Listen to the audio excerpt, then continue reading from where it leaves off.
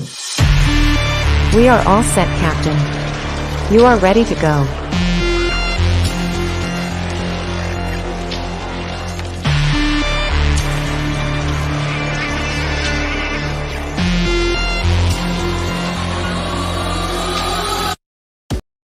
Right then, lads, welcome back to the Cossy Arsenal podcast. My name is Cossy. Welcome back to a brand new video.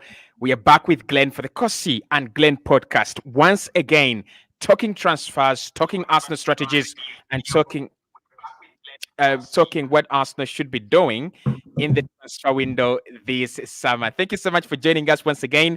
It's pretty much a very exciting week for Arsenal. Nothing else has happened, but at least we have what Arsenal are planning to do. But we also have a major story on Nico Williams. Looks like both Barcelona and Arsenal are at the same stage with Nico Williams. We are unwilling to pay 58 million euros at once. That is going to be a deal breaker for Arsenal. So, Glenn, how have you been doing? How is the window? We thought July was the month. Do you think we are cooking, or do you think we are actually doing some good deals? I think you're kind of still in the restaurant, trying to get the things you're going to cook and all the food and stuff that you're going to cook. You haven't started the cooking yet. You're still in the getting the ingredients, but I'm sure we are going to cook. I'm sure they're going to cook something. But yeah, I've been good. July 16th already. Less than 10 days until preseason starts. So I'm thinking surely we're going to get a couple of players before preseason. A lot of our players are not coming back until August. So I'm like, surely you're going to get players, or we're going to see a lot of the youngsters playing during preseason. But yeah, I'm doing good, man. Yeah. So 100%. Let's start off with the Nico Williams story that has been a little bit, for me, it has been a clarification that I expected. I wanted to know whether Arsenal were willing to meet the wage demands of Nico Williams. It has been made very clear that Arsenal have no desire to meet the wage demands of the player.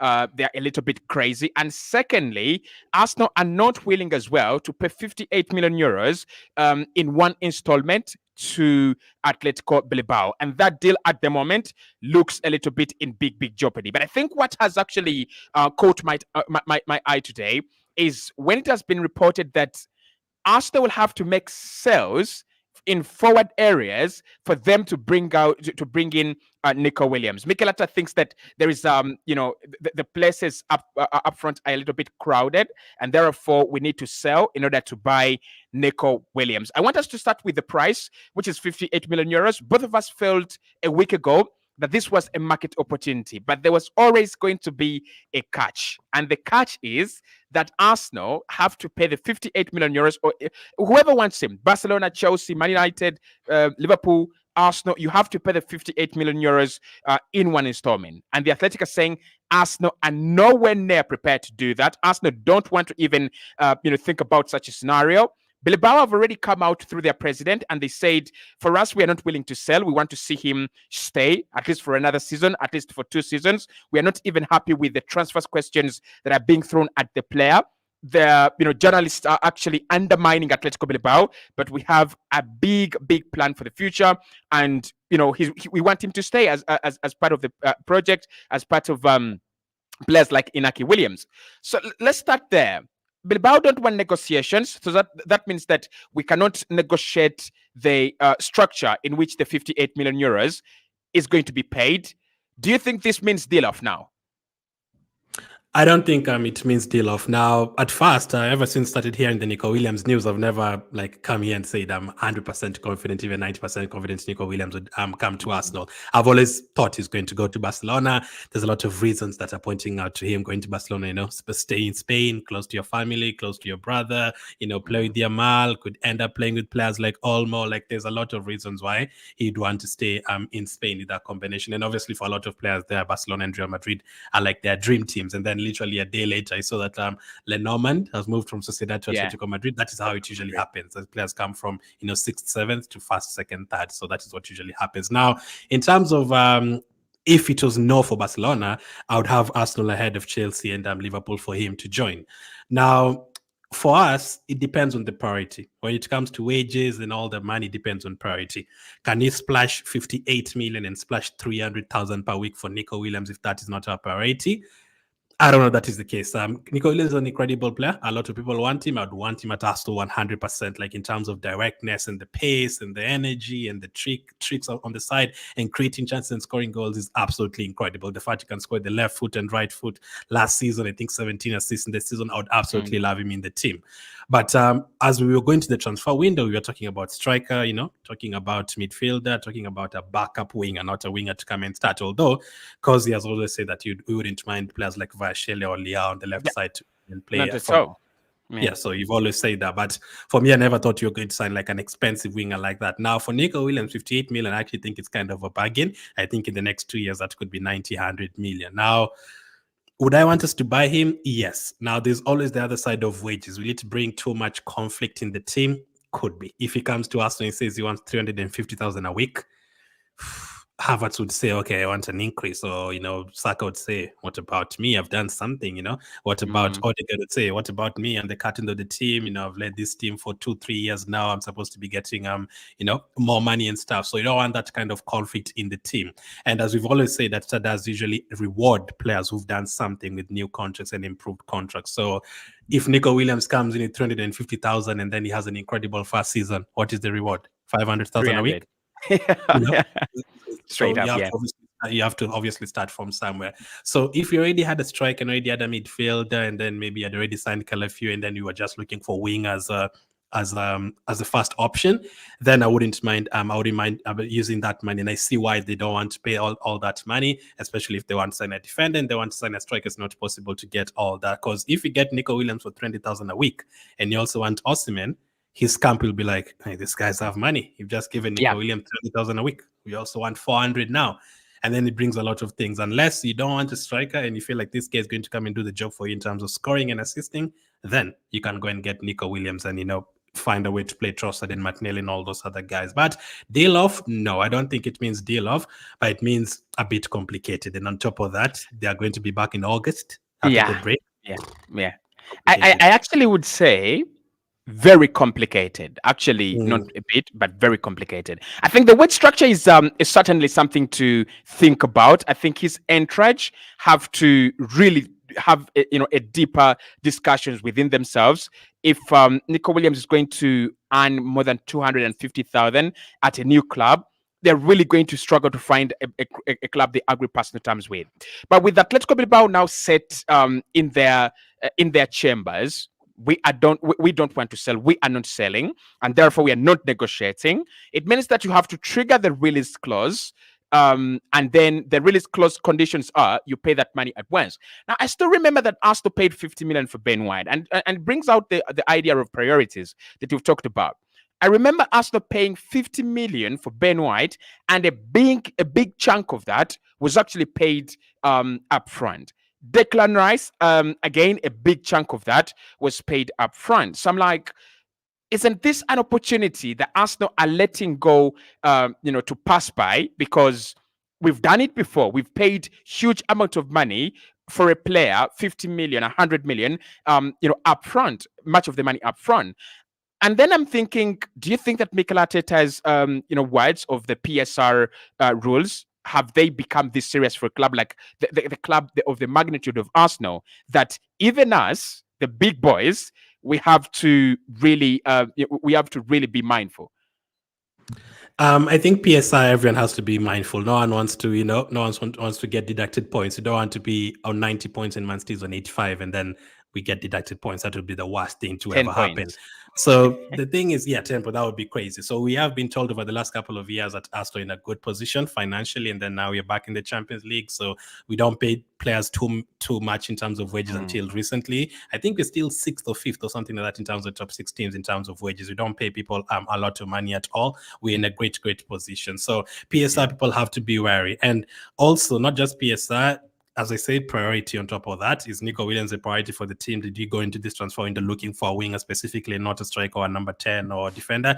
I don't think so. And on top of that, the players you mentioned, Ben White and Declan Rice, those players wanted to join Arsenal. So I'm not sure if they feel like Nico Williams really wants to join Arsenal and they can, they usually need that commitment at first. Do you want to join Arsenal? Yeah. Even if Man City come in, even if Barcelona come in, even if Bayern come in, it's Arsenal I'm choosing. And then they can, push for him. At the time he signed Partey as well on the release clause on the final day, I think it was only Arsenal he wanted to join Arsenal, and he ended up joining us without any too much complication. So maybe they're trying to avoid taking so much time on Nico Williams, paying the release clause and then talking to the player, and then it's already August, and then Nico Williams says, well, you know what, actually decided to stay. Decided to stay at Bilbao, and they've already wasted like 3 weeks on top of that. And also in terms of wages, I don't think the likes of Ben White were being paid a lot of money at the time we signed them. So it's a balance. If your wages are high, usually when you sign a player on a free or something like that, and then you pay them 20,000 a week, that is fine because you didn't really have a fee for them. So someone like Mbappe, not they're paying like other stuff. But in terms of paying money to PSG, they didn't really pay money to PSG, so they can afford to give him 600,000 a week. But if you're signing a player for a lot of money, not a priority actually, and then you're also paying them a lot of wages. Yeah, the thing with fans though, us fans, Nico Williams is available. Yeah, let's get him. Yeah, Mitoma is available as well. Let's get him. Osimhen and Gyökeres, let's get both of them. I don't think that is how it works. You can't get all of them, like 4 or 5 players in the same position. There's a Twitter account I follow usually, and whenever they're watching a game, he just goes, I've seen enough Mikel Arteta sign Oyarzabal. I've seen enough Mikel Arteta sign Cucurella. I've seen it, and I'm like, you just can't sign everyone. It's not football match. And you have to do some analysis on the player, not because someone scored an overhead kick, you sign them. That's not how football works. But Nico Williams is an incredible player. But the question is, would you be happy to sign Nico Williams? The people in the chat, would you be happy to sign Nico Williams if it meant you're not going to sign a striker? Because I think if you sign Nico Williams, we're not going to get a striker. I think that I also think that I think we'll get to the profile of what we expect forward. But I think Mikel is very, very convinced that bringing in a player that can play across that forward line, hence the Joao Felix links in the last maybe 72 hours. I think that is the idea of what we want to do. We don't want to commit to strike a winger. That might be a little bit expensive. We want to bring in someone who can give us a little bit of both, or even more, like someone who can, Kudus, a little bit of Kudus. Someone can play right wing, left wing, and also either false 9 or center forward. So I might understand why the Nico Williams still isn't that serious as compared to Barcelona. And I might also understand why Arsenal, in terms of the striker positions, are a little bit relaxed because they feel like we can get a market opportunity of a player like Joao Felix, bring him in, and he allows us tactical flexibility across the board. Now, what about the notion that Arsenal have to sell in order to buy? Because that means that if we have to first offload up front in order to bring in Nico, and that's going to be a decider, it means that we are giving Barcelona a lot of time, a lot of room to go and do this deal. Because at the moment, for them, they're trying to do what Arsenal are trying to do with Ricardo Calafiori. They're trying to get to the player fast, quickly. Secondly, they're trying to buy before they sell. And I think it will be all right. It will be okay for them to buy and sell because the window is still open. So first and foremost, I want to say this. I don't believe that Arsenal really must offload any of our forward players before we bring in another. I don't think.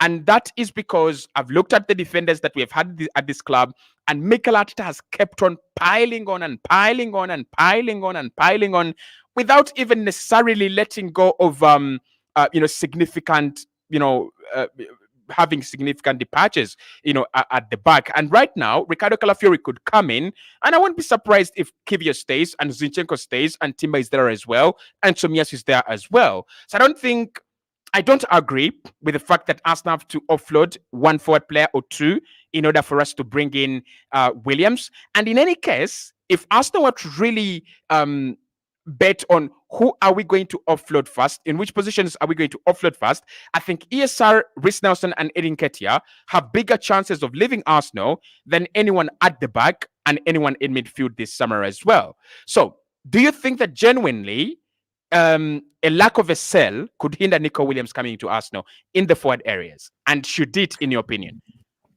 I don't think it does. I don't think we're in trouble in terms of money, like, oh, if we do this, we're in trouble. No, Yeah. I think it's a matter of them not wanting to get themselves anywhere close to that situation. So they're like, just to be on the safe side, let's make sure we're 100 million away from being in trouble. So let's not get to like 20 million, like, oh, okay, we only can spend 20 million before we get into trouble. No, they want to be as far as possible from the trouble. So they're like, okay, let's keep selling players, because not only in terms of the money, it's also in terms of the wages. I think I'd like to see, I'm trying to check it right now, like in terms of how much exactly all those players are paid. Saka, Jesus, Havertz, I think all of them are above 200, if I'm not wrong. Yeah. Those forward players. Martinelli, Martinelli has not reached 200 yet. I think Saka is around 195. Could be the least go up paid. very quick. It could go up very quick. Yeah. The likes of, So- but at least we know that most of them, all of them actually, are on 100 grand and above. Yeah, most of the forward players. So I don't think it's a case of having to sell those players. I think it's a case of trying to balance it out in terms of wages, not wanting to pay too much wages for those players. I don't think we have to sell, but also in terms of playing time and Ateta wanting a smaller squad, I think all those factors contribute. Doesn't want too many players in those positions. Defenders, I think Ateta really loves clean sheets. I don't know if you ask him, would you want to win 1-0 38 games out of 38, or do you want to win 3-2 38 games out of 38? I think he'd choose the 1-0. I think he'd love to have. I think he would choose a clean sheet of the Champions League.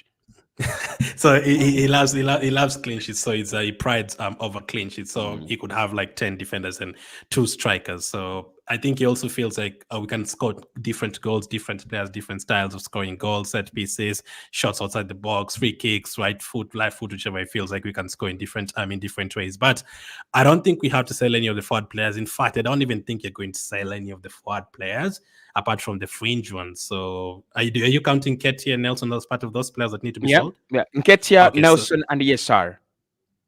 Okay, so in terms of that, I guess just I think we can still buy a player first, and then like we did with Xhaka. I think we bought Rice, and then we let go of Xhaka around that week. So I think we can sign a striker or a player like Nico Williams, and then sell the other fast. But they're trying to sell fast, just to keep a gap between them and PSR problems. I think that is the case, and also in terms of wage structure and all that, they're trying to keep a balance. I don't know if I found it. Yeah, go ahead as I check. Okay, I've gotten. So Havertz is on 280. Jesus is on 265. Odegaard is on 240. You're right on Saka, 195. Martinelli is on 180. And Reece is on 100. Nketiah is on 100. So not too much. Trossard is on 90. That's not. Emil Smith-Rowe is on 40. Jesus Christ, I never knew that. That's like all of those players, like that is quite low. So I don't think you're like in a position where you're like, oh, if you buy a player, no, don't get rid of another one, you're in trouble. But I guess you want to keep a balance. They also want to balance the team out. They don't want to spend 200 million, not sell anyone, and which is good. Over the years, we don't sell players. Like when I hear this is the amount of money you're going to get for Smith-Rowe, I'm like, okay, I didn't want to sell him, but hey, if you can get that kind of money, we've never really been able to sell players like that. Yeah. So, guys, looks like the Nico Williams transfer is not as straightforward as we would have wanted it to be. It's a little bit, I would say folded. It has a lot of nitty gritties that Arsenal have to, careful, get some players out. Then, the conditions of the deal have to be softer. Bilbao don't want to negotiate. Barcelona are leading, and the player also gives, a lot of, favorite coins to Barcelona. So that means that Arsenal are very far away from this one. If we don't get him, I know you're a big Bakayoko fan, but if we don't get Nico Williams, do you think Arsenal should necessarily look at a winger, or that's an area we can revisit next summer? Not next summer, but late in the transfer window. Even after the season has started, that is absolutely fine. Now, that depends on whether the likes of Jesus are staying. If Jesus is going, then that's another different option of a winger. I know it's not the best of wingers, but just a player you can have there for a couple of games. If he's not there now, we don't have numbers in terms of wingers, and Nelson would have gone as well. So that would mean Vieira is the one to play on the right side, or maybe you're going to use Martinelli permanently on the right side. Now, if you ended up signing a Nico Williams, I'd imagine Martinelli is going to move on the right side. If we don't sign him, I don't think you're going to go for players like Bakayoko unless we've gotten a midfielder first and you've sorted out a striker. I'd not be even surprised if you got a number 8, someone like an Eze, not exactly Eze, but any of that ilk. I wouldn't be surprised if you go for a player like that who can also play on the wing. But I don't think that will be our fast signing. Like, I don't think they'll go and rush to get a winger fast. I don't think they should. I want us to get a midfielder fast. I want us to get a striker fast. But again, it depends. Saka is not going to be there for the USA tour. So that is so that could mean they miss the first game of the season unless they come back and they're like right away ready to go for the first game of the season, which I can't imagine unless they decide to come back earlier. Because, for example, I had Bruno something at Man United. He said he doesn't want the whole holiday. He wants to come back early. You can do that if you want. Now, players can go on holiday, no problem. That they have families they want to spend time with. But if they feel like, oh, hey, I want to, come back early and be prepared for next season, they can. But for Saka especially, I think he needs that break. I think he's played too much football. I wouldn't want him to come back again today. So let him just stay. So we'll need to have someone on the right side. So it depends. It could be a case of we won't sign anyone as of now. Maybe they can say what you just said. Let's wait for next summer. Let's wait for January. Let's see how this preseason goes. But then if we play preseason and then we try Vieira and then we try Martinelli for those 3-4 games and they're like, we've not been impressed by this at all, then the panic buying. I don't want that. Maybe I don't want the panic buying, like, oh, someone gets injured. And they're like, oh. I think I have 2 questions for you. I think 3. So let's go. Number 1.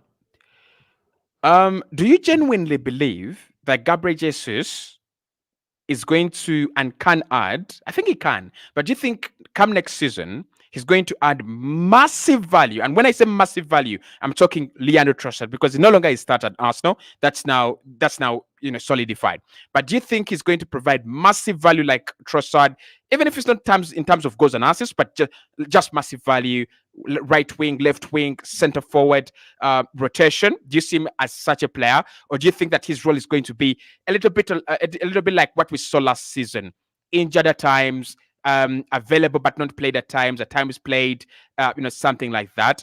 Do you believe we're going to see a much better season from Jesus? I don't know if I can give you a definitive answer. I'd be lying because of the injuries. This one is from your heart. I want this an answer from your heart. Your head, obviously, injuries. If he stays fit, yes, he's going to be an important player in all those positions. I'm hoping we see the Jesus we saw from the first season, where he scored a hat trick against Sevilla in the Emirates Cup, and then the second game against Leicester, he scored 2 goals. 2 brilliant goals. That's kind of Jesus. If we can get that kind of Jesus, absolutely great. I think he can be an impact player. He can start a couple of games, center forward, left wing, right wing. I believe in Jesus. I don't want Jesus to go anywhere. I don't think he's a useless striker as many people make it look like. I always say there's games like Sevilla and Bayern Munich, he's contributed a lot in those games. We wouldn't have gotten anything from those games if he wasn't there. So it's not like completely useless, like he didn't do anything the whole season. 4 or 5 goals in a season is not enough, obviously. But those 4 or 5 goals that he scored, I'm like, there's a bit here. Like the goal he scored against Lens, against United, I'm like, he's not a terrible player. Yes, he needs to change maybe a few things. Maybe he's told, listen, don't dribble too much, be more confident, shoot the ball when you get a chance, shoot the ball, don't stay with the ball too much. Those things I think you can tell him. But he's Brazilian, maybe he'll see those flashes a few times. But if he does stay fit, then I think he'll be a great player for this season. I think he can be used a lot of those different positions, and he can have an impact as Trossard did last season.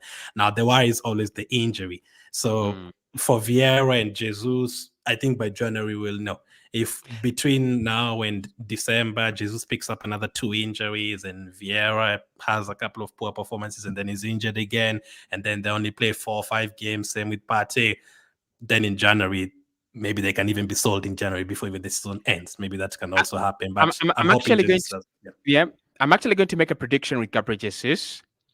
By the time we get to June next summer, then his next club will be decided, and it won't be Arsenal. No matter what he does this season.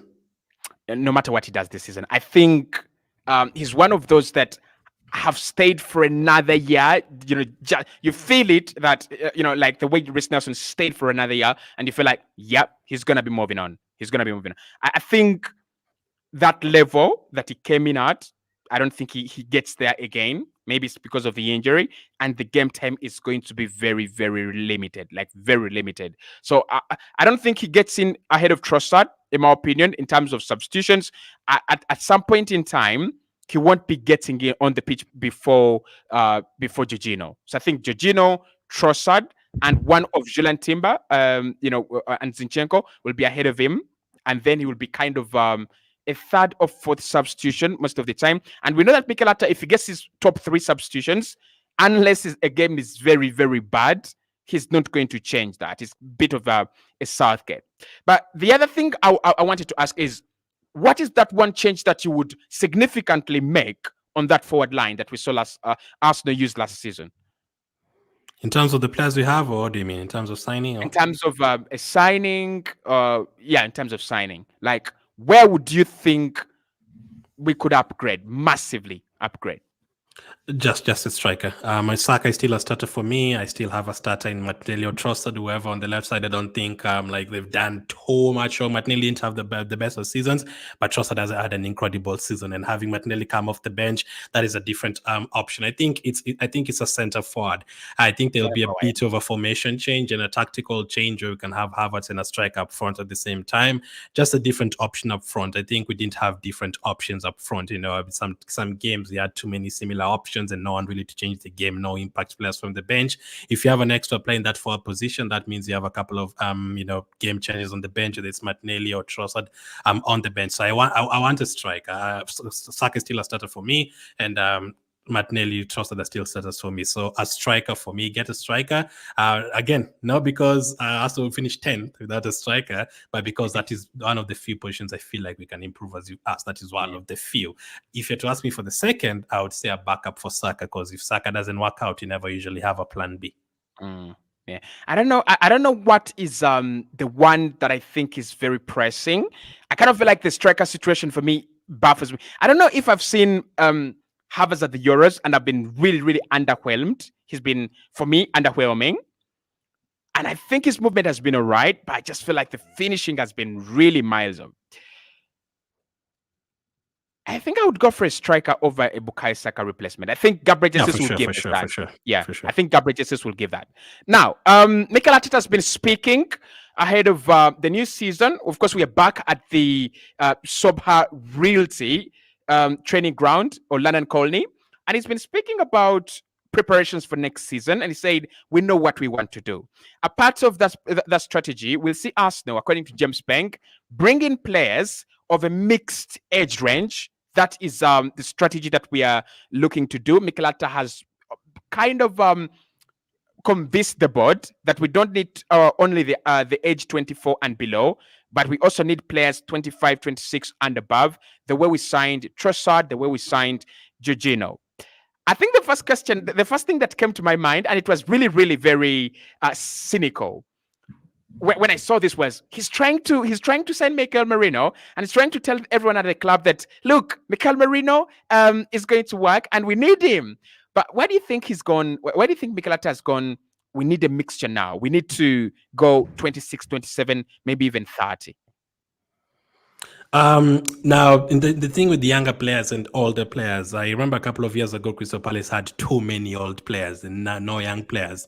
And Chelsea, the last couple of seasons, too many young players, not enough experienced players. Does. I think the main reason that they're thinking of now balancing it out, I think it's also the impact of Trossard and Jorginho. I think they've seen, Trossard has come in, has had a big impact in our team in terms of bringing that experience, bringing that flexibility, bringing that, goals and assists, just bringing that know-how, not even necessarily of just the Premier League, but on top of that, he's played in the Premier League a lot, and he's a player who's been used to playing against Trent, been used to playing against Wan-Bissaka, and all of these players we're going to face up against. And also the Jorginho one as well. I think they've seen the Jorginho has had an impact, and listen, if you can get a couple of more players like that, even if one of them is missing, we have another one, I think that would be great.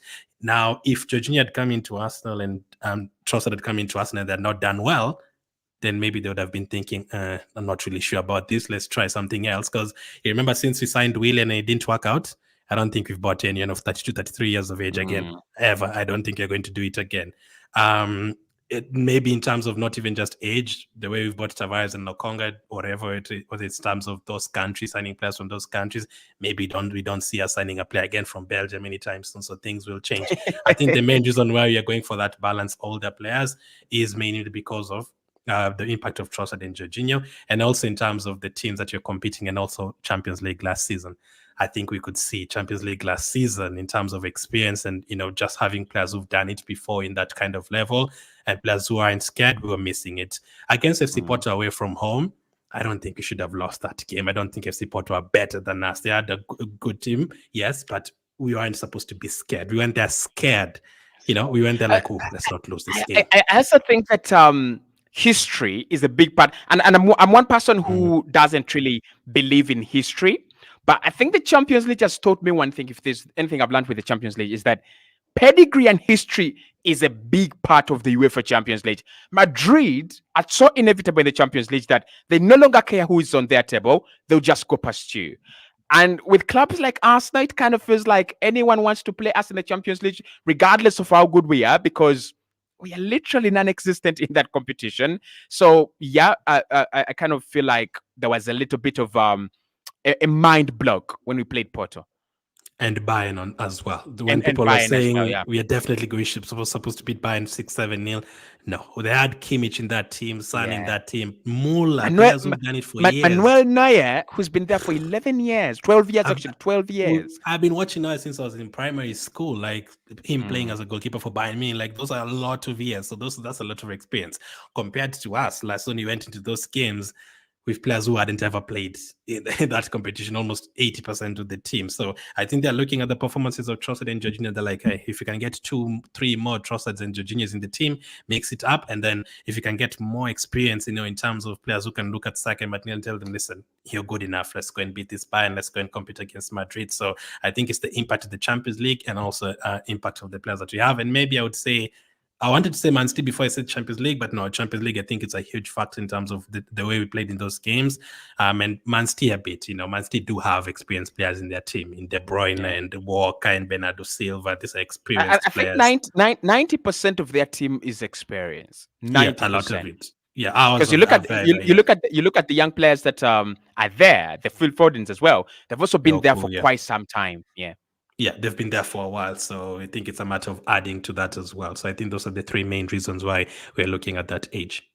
Yeah, I thought about the strategy, and I'm like, there is also the bit of the market. When I look at the younger players at the market, they're there, but for example, the striker, if Arsenal decided to sign a striker right now, most of the players and most of the strikers that are really decent, and they are not many, they are at 26 and above. Gyökeres, he's either 26 or turning 26 very soon. Osimhen turning 26 very soon. Tony is already 26. And that's where I kind of feel like, well, this is a strategy that I like. I like it because it allows us to sign the older players, and that means that the strikers are also, part of it. So with this kind of strategy, do you see Mikel Arteta and Edu going, okay, since we're open to experience, since we're open to a little bit of older players, let's now look at the striker market with a lot of now focus? In terms of signing a more experienced players, the striker or young players in the striker? Kind of. No, not the younger ones, but because we've been linked with the young ones, we've been told that Arsenal want a younger striker, 21, 22. But those ones are kind of drying up. Zaxi is gone, Sesko is gone, Ferguson is very expensive, Vitor Roque is not leaving Barcelona. So it's now the older ones that are remaining. Does that improve our chances on those? I think it does. Also, there's not too many strikers of that kind of category in the market at all. And I feel like they know it. Because of the teams that you're competing with, we have to go to the next level. Even those young players that we've been mentioned before, I don't think any of them can, take us to the next level. Maybe even in terms of even maybe watching the Euros and seeing Sesko like at the Euros, they're like, should we supposed to underwhelming? Underwhelming. Should you change our move? I don't think they've changed their move. I don't think they're changing their ways in terms of what they had planned previously. I think they're going to still stick to their plan in terms of what they're trying to do in the transfer window. I don't think anything too much has really changed it, but I think it does improve the kind of striker that we are going for. Even if it does improve, though, there's not too many that are available. So unless we sacrifice one position and then go for those kind of strikers, I think that's the only way we can do it. So I think for the striker situation, it's more about not really the strategy, but more of the finance side I think that is a problem. If all those strikers were like 50 million, I think would have gotten one no matter the strategy. But how much does it affect it? I don't think that much, but in terms of the rest of the positions, I think it does. Listen, after the transfer window, we'll have a better picture now of where we are heading, depending on how old our new striker is, how old our new defenders are, how old our new midfielders are. I think we'll have a better picture. The goalkeepers as well, backup goalkeepers, how old will they be? We need to see all that in terms of the structure as well. Yeah. So, talking into the strategy, two players already have been heavily linked with Arsenal, with the Athletic reporting that Arsenal will make a bid for Dan Bentley again this week, as the manager feels we have very few options in terms of experienced goalkeepers as we head into preseason. But I want to start with Mikel Merino, because he's the one that has been on top of the chart, on top of the list. Merino is a player that has kind of just propped up, and today the Athletic have been saying, yeah, they've wanted so many players, but Merino is one now that inside Arsenal is the hottest topic, right? He's 28. It's gonna be cheaper, kind of a market opportunity, and it falls into the strategy. This is where I'm gonna say first. Are we really signing market opportunities if you look at the direction that we are going into, or do we actually do we have a script, and that script is like Merino is there, or do you think that he's gone? This is a market opportunity. This is a market opportunity, because Calafiori not among the top three we wanted. Murillo, Hato, Branthwaite, not among. Merino not linked with Arsenal really. From the first parts of the window, not really, not even interest, right? So that's a market opportunity as well. And probably, I don't know if Nico Williams, I think Williams has already been there. So is this strategy kind of a reaction to the market, first and foremost? And then Mikel Merino, if he's the one that comes in, probably we've had enough time now to think about him, read about him, view him. Has he changed in your mind, in the way you view him as a player? Have you thought, well, I think there is a lot of value here? Now, for the first question, Merino, I think, is a market opportunity not only because of the age and stuff, the price as well. We were looking at Zubimendi's team at first, and we were like, okay, he doesn't want to join us. We looked at a couple of other midfielders, and they were too expensive. Now, that's what I believe. I don't believe Merino's like in our top 3, top 4 list of players we are going to sell this transfer window. But they have looked at him now, gone back to look at him at Sociedad, and they've looked at his performances at in Spain, and they're like, okay, he can play here, he can play here, he can do this and that. In terms of deals, that's why I'm thinking surely it's looked at him before. In terms of him having the most deals in the world, in terms of the European leagues, I'm sure someone asked a very good question, and it really made me laugh. But since I've seen Xhaka play for us now, I had the answer. He said, "How the hell are we looking at physical attributes for a CM?" And that is the reason as to why we are attracted to them. we want to bully opponents. That is just we want to bully opponents. We want to absolutely control the game and don't give the opponents a chance. So Merino, maybe they've known about Merino, but they're like, now we want to be made just to forget about Merino. But then Zubimendi's refused, and they're like, you know what? Let's look at this Merino more now. Let's look at, let's see what more he can do. And now he scored a goal against Germany. Came on against Italy. He did incredibly well. Okay, let's look more into him. How much would he be, this Merino? 20-25 million. This is an opportunity. This is an opportunity. He can play as a central midfielder. He can play as a defensive midfielder. I think they're thinking that. And they're like, this is a big opportunity. On top of that, he's Spaniard as well. Even better. You can come and join our team as well. So I think in terms of that, it's a market opportunity. I don't think we really looked at him that much. I think it's just a market opportunity because of the price and the age and the availability and, not too complicated to sign and all that. It's a combination of things, not just one thing. In terms of if I've changed my mind on him, not as a replacement for Partey, not Partey going out and then Merino coming in. That one I've not changed my mind. But if you're keeping Partey and keeping Rice and keeping Jorginho and Merino is coming in, I'd be okay with that. 70% okay with that. I still really wanted a defensive midfielder. But thinking about it, I'm like, okay, if hopefully Partey can stay fit, Jorginho can play 15 games there. Timber is back. He can move to the midfield a couple of games. Okay, I mean, you're not completely stranded. I know it's not the best, but you're not like in a position where you're like, oh, you're completely stranded. There's no one to play there. Like last season, El Nino was out, Timber was out. We literally did not have anyone in that midfield position. If Partey is staying though, if Partey leaves, I don't think Merino is enough. I think we'll need another midfielder. But I've always thought Merino, after looking at his stats and the games that he's played and what he'd bring to Arsenal, I'm like, yeah, I wouldn't mind him at Arsenal. I mean, coming in as a number 8, maybe even as a backup for Rice. I don't mind it. I don't want Rice to play every single game and get tired. Partey to play every single game, to play every single game. Midfield is my priority. I was looking at midfielders like Bruno Guimaraes, Douglas Luiz. I didn't know about players like Merino. But if it's a player who can play both and he can help us, bully the opponents in the style that we're trying to, play against these big teams, especially if he can help us, what's the word, suffocate opponents, I don't mind it. So yeah, I'm open to him signing for Arsenal, but not as a replacement for Partey, as an addition to the team. 100%. So I'm going to pose this one to you quickly for the comments and for Glenn. Merino in, Vieira and Emile Smith Rowe out. Oh no, that's too much. I still need a backup for Odegaard. If you take out Vieira and you take out Smith Rowe, who's going to back up Odegaard? Not even in terms of just backing up Odegaard and doing exactly what Odegaard does. I don't think there's too many players who can do that, unless we're planning to play Trossard as a number 10 or planning to, we don't have any options. I don't think Merino is really a number 10, or we can move Rice to the number 10 unless we're changing our formation and stuff. I don't think so. So 2 of them, Merino in, 2 of them out. No. Okay.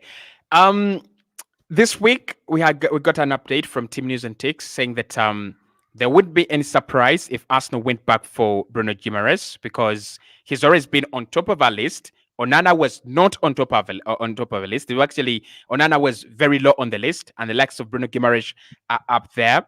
Arsenal have received encouragement from the Bruno Guimaraes camp, and they think and they feel a deal could be done, although not earlier on in the summer, but maybe later on in the summer. First and foremost, Guimaraes is a very difficult deal, but Onana is gone, and I'm like, how have we been linked with Onana for almost now 2 years straight? And when it comes to his deal, it's just a breaking story of a done deal and to another club. I was very, very, very surprised. Like, when I saw Onana and I saw here we go, I was like, have we done it? And then I'm like, Aston Villa, and I'm like, no way, Aston Villa have actually jumped in front of us. But Guimaraes and Onana situations.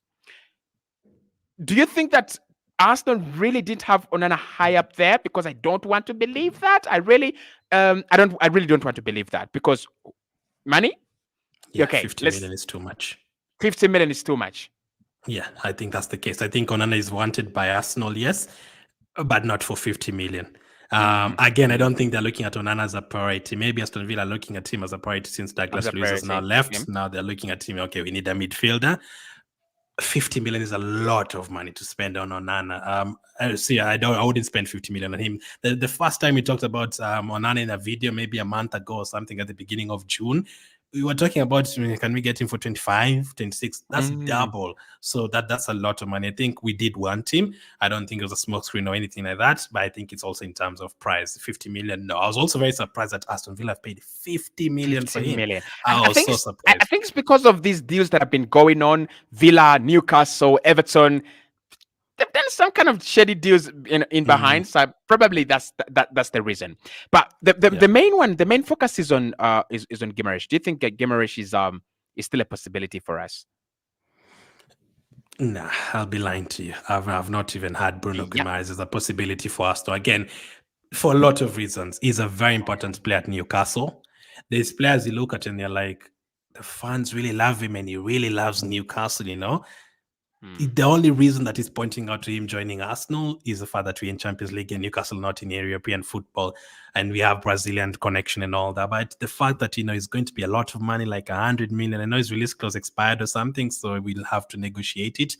I don't think Newcastle are going to give him to us for less than 100 million, especially now that Tonali is out. If they had Tonali and he had played and he had done well, maybe they would have been affording to sell someone like a Bruno Guimaraes. But the money is too much. The way he loves Newcastle really value him in the team. It's too much. Newcastle's another team just like Aston Villa that's kind of starting to see Arsenal as a rival for some reason. They're like, no, we can't give Arsenal our player like that. It's crazy because they're far away from us. But yeah, they don't want to sell him, and they'll also need to go and buy other players after that. I don't think so. I would love Bruno Guimaraes at Arsenal to sort out that midfield problem, but I don't think I don't think there's a possibility of that one happening. I'll be lying to you. I've said 99% Calafia is going to join Arsenal. Bruno Guimaraes, 10%. I'm not confident. I'm not even looking at him at all because I know that's too much money. Not going to get him. Okay.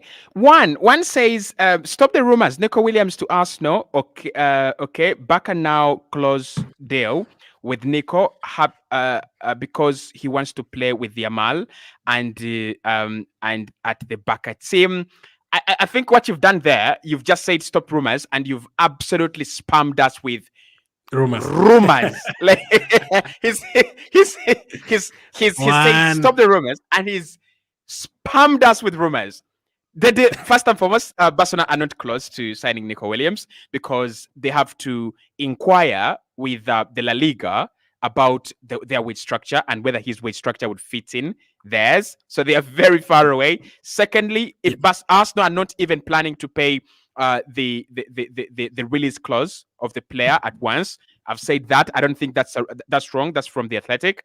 And Barcelona are not anywhere close to paying that as well. They're actually saying they want to pay the money across 3 years. They want to renegotiate the release clause, the way Manchester United did it with Zaxi. Don't pay the release clause, but pay a little bit higher and get installments on the deal. So if you're thinking that Barca are very close, I'm not saying Arsenal are close to it. Barca are not close to it as well, right? They're not close to it. And we do not have any source that actually has said he wants to play with Lamine Yamal. That's what we feel because we've seen him for Spain. So maybe he doesn't want to be with him. Maybe he wants to be separate. We don't know about that. But obviously, everything is pointing out to him wanting to be there. But there's actually a 40% chance he could start Bilbao for me. Yeah. Look, the Athletic today have said that the entourage of the player feel like they feel there is a possibility that he will stay at Sociedad for 1 year because of the conditions of the deal and the clubs that are involved in the deal, all of them being very reluctant. So that's a huge possibility. Emma says, tell me about the mystery player. Glenn, please. You've had your ears on ground in Germany. Can you help us? Because I'll tell you, the last update I had about the mystery player was that he's a forward who plays in all positions. For Christ's sake, that's what Arsenal have been doing for the last 3 years, signing versatile players. But I'm not going to say who is the mystery player because I think right now it's getting darker and darker. But do you think we end up getting a player from Germany? I think we'll end up getting a player from Germany, but the news that we're getting is not what you're looking for. As you've said, you're going to play in a single position. You've also been told this mystery player is between the ages of 18 and 32.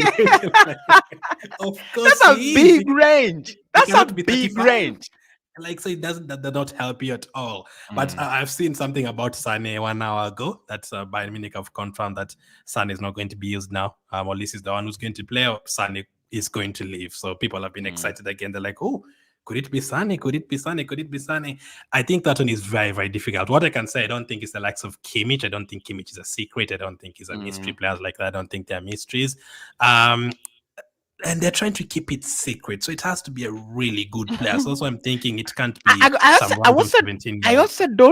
won't be surprised if that guy is not as good as we think. I won't be surprised. Do you think you're finally going to sign Draxler? Do you think Draxler is finally going to join us? Oh my god. Or bring Noy or something like that. But that's a difficult question. I don't think anyone knows about the mystery player. It's a mystery. we'll need to get the guys from Scooby Doo to solve this one for us. Okay. Philemon says we need someone who can play 6 role, not Merino who plays 8, because Rice is good in the numbers.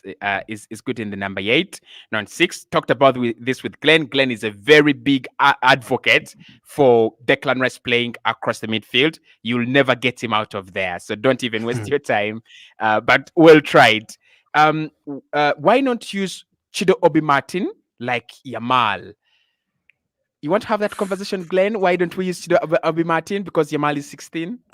I'd like to see him getting a couple of chances next season, but players like Yamal are insane. 1 in a million.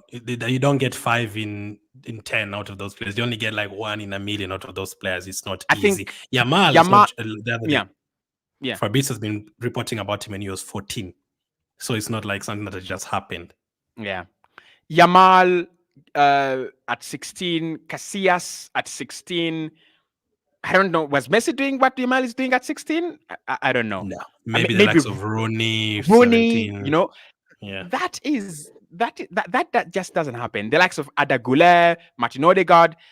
It is not every guy that is just pumping in the goals is the golden thing. But the only thing I would agree with any Arsenal fan is when they say, well, maybe Mikel Arteta has not done enough in terms of giving the young players the chance.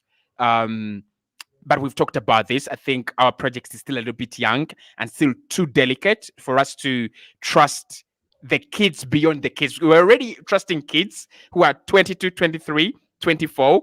So you want us to trust the kids beyond the kids? It's not that easy. It's not that easy. I also don't think that Yamal would get his opportunity if Barcelona still played David Villa, Pedro, Messi, Iniesta, Xavi, Fabregas. I don't think he breaks into that team. Doesn't. And Messi, when Messi was there that time as a champion, as said, Messi, we played them in the Champions League final and I didn't see Messi in that game. That's in 2005. So he wasn't like a fast team player ahead of Ronaldinho and those guys. No, it's easy to say, oh my goodness, look at Rooney and Owen. They're scoring goals as youngsters. Let's also try this Ramsey and Wilshere. They're 16. Let's also try them. No, it depends. Some of those players are really like rare to get. But listen, I still want to see Chido or Martin, playing a game or something. Let's not rush them too much. Let's not rush it too much. Like, oh my goodness, let's put pressure on him. We want to win a league title. Put Chido Martin. Nah. I've not displayed a comment in a long time. But this is and Diane, I think it's Diana. Don't feel offended. I keep my opinions on the podcast as respectful as possible. But this is a kind of an echo in the comment section of this fan base. They're telling me that Onana is not Arsenal material. And this is not only the end. This is for quite a long time. And he's saying, don't associate that guy's name with Arsenal, please. Is this anger that he's gone to Aston Villa? No, I actually do think, I think it's Diane. I think it's actually... I actually think it feels that way. There's a lot of people who feel like Onana is not really Arsenal material and a couple of other players are not really Arsenal average material. Someone told me bang average. And I'm like, I don't think it's bang average. What I can say is I'll not really say, and I'm like, Onana is the guy to take us to the league title. My concern was him coming from Everton to Arsenal. The kind of competition he's been playing or the level he's been playing is so far away from Arsenal. So it's like, but again, we signed players like Ramsdale from Sheffield United, so you never know it can work. The money is the problem. I would say he's raw. That's where I would categorize him. I would say he's raw, but not bang average. I'm sure if you ask someone like a Patrick Vieira that question, he'd tell you'll bring Onana to Arsenal. Yeah, he'd see him as a player like himself. The talent, of course. Luciano says, I'm not sure Arteta has been given money to spend yet. Luciano, the manager is not given money in a cup or in his bank account. So what he usually does is he points to players that he wants and then sits down, negotiates with the board and Edu and whoever is working with transfers. If the club feel, yes, this is a target we can sign, then the accounting team and the sporting director go on to negotiate the deal. So it's not Mikel Arteta really. It's not Mikel Arteta's role to be given the money. I think he knows what we have to do. I think he has already told the team what he wants to do, and that basically is his role. So I think the money is there. And in terms of what is going on in the transfer window, no one really knows how much we have, how to spend, who is going to leave, who is going to come in. A lot of journalists as well are guessing and making things up. We don't know. We could sign a player tomorrow. We could sign 3 players next week. Who knows? Okay. Ozil is very, very angry. Says, I'm not happy with this Arsenal, news at the moment. Just banning my data. I think, Glenn, this is the last comment we will take. And this is the last thing I want you to tell the people. Arsenal have gone past the stage of signing 10 players in a window, and they should buckle up and prepare, because the incoming windows, we are even going to see Arsenal signing 1 player, or we will see a summer where Arsenal sign no one, because when we built the defense, how many players do we have in defense? 8 players. We built the midfield around 8 players, and we built the attack around 8 players. So it's about now raising the level. It's about us getting in players that Mikel thinks, oh my God, this is a market opportunity, massive market opportunity. And I think Arsenal fans need to get used to the fact that it's not about the number, it's about the quality. And that is what a proper team does. Look at Madrid. Their fans are not whining and complaining. Why aren't we signing everyone? Why aren't we signing Vach? Why aren't we signing Rodri? They've got Kylian Mbappe, and they know that this summer it's Kylian Mbappe. Last summer, Kylian Mbappe had to come, didn't come. Who did they get? Jude Bellingham, and that was Anhoselu. If you signed Bellingham and Hoselu for Arsenal, I don't know. I don't know what this fan base would do to you. So I think.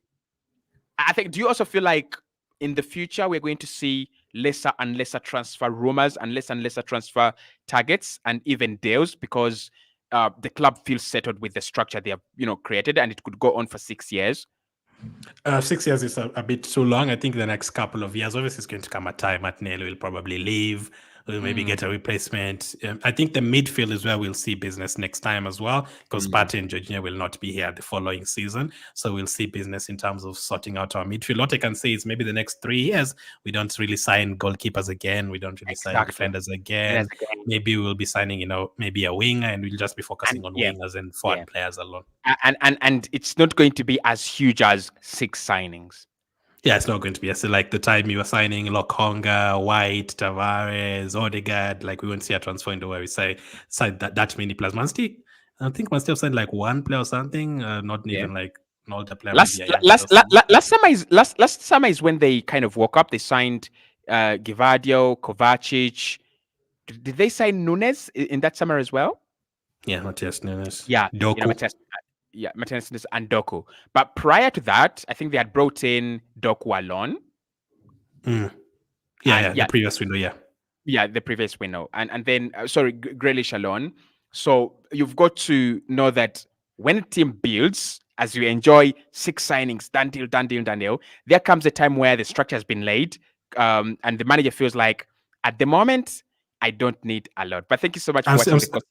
I'm still going to bet on something. You're going to sign 2 players before preseason. 2 players before. That is like in the next 8 days. Yeah. Calafiori being one of them, and then another one. Including Tommy Setford? No. Tommy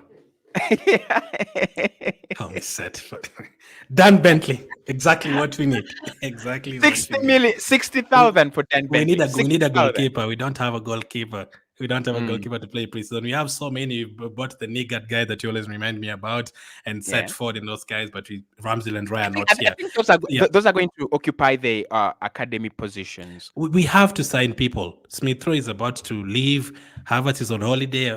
You've seen his pictures today. He's not looking like someone who's going to come back anytime soon. Trossard is on holiday. Doesn't look like someone who's going to come back soon. Saka, Rice up until August. We could sell Nelson, Ketty, and Smith Rowe. We don't have enough players, so surely players are going to come in. Thank you so much for watching the Cossy Arsenal podcast. This is Cossy. and Glenn. We'll be back tomorrow to discuss more Arsenal transfers. Obviously, we hope that by the time we come back, something big has happened because this fan base is hungry.